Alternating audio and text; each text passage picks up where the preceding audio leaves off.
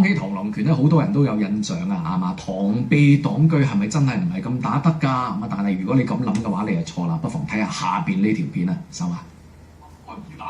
房間入邊，顏老師咧正喺度繪聲繪色咁樣講緊廣州螳螂拳先師嘅一段歷史。但係霍耀慈師傅佢毫不畏懼，一個箭步飆上前。聽到小朋友嘅如痴如醉，佢哋都係螳螂拳嘅忠實擁躉。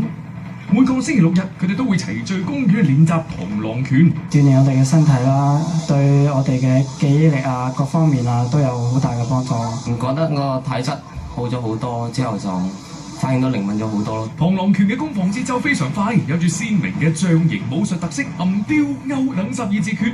為咗最大咁發揮對陣嗰陣嘅攻擊力，練好手臂同埋手腕嘅力量非常關鍵啊！點解以臂為主咧？劈、打、摔、拿都同個臂有關係。咁如果個臂唔硬嘅咧，你只要對方嘅手硬過你，一碰到你就要不攻自破。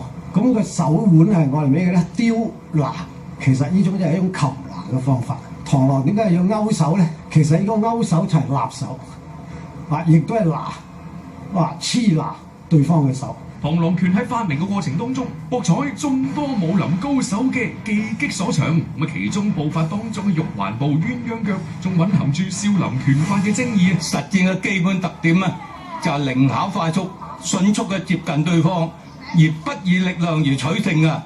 當對方打嚟一蒙頭，就係咁入到去對方嘅整個身體裏邊。20世紀初，七星螳螂、梅花螳螂兩脈分別由羅光玉、包公英傳入廣東，最終成為別具南方特色嘅嶺南武術流派。82年，少林寺啊喺全國播放之後咧，一個武術嘅大機遇之後咧，喺沙面成立咗一個輔導站，而一個輔導站咧嗰陣咧招收嘅學員咧影響係非常之廣泛嘅。咁招收嘅學員咧2萬多人次。喺眾多螳螂拳師嘅努力下，螳螂拳已經喺廣州落地生根。螳螂拳嘅教學咧已經走進校園，並獲得第6批非物質文化遺產嘅稱號。文化遺產唔能夠僅僅咧係將佢只係發掘保留，更重要咧係將呢個文化遺產加上新嘅元素。中國武術都係一種屬於中國嘅藝術之一，同一個技藝之一，係受到世界尊重。